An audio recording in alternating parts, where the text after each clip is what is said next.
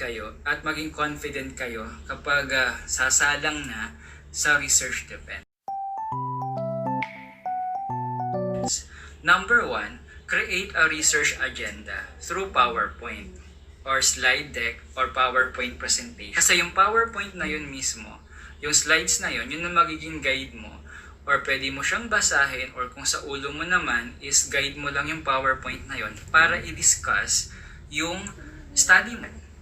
Pag ni-review mo yung introduction, di ba? Summarize mo yon from general to specific. Pag na-review mo na yon, sa introduction pa lang meron doon claim. Meron doon na problem na kailangan mong i-resolve. And then punta ka ngayon sa statement of the problem, sa research questions. Okay? Ano naman yung teorya na susuporta sa study mo? Okay? Kung may questions, meron naman tayong findings doon na sumasagot naman doon sa tanong mo. At ano naman yung conclusion?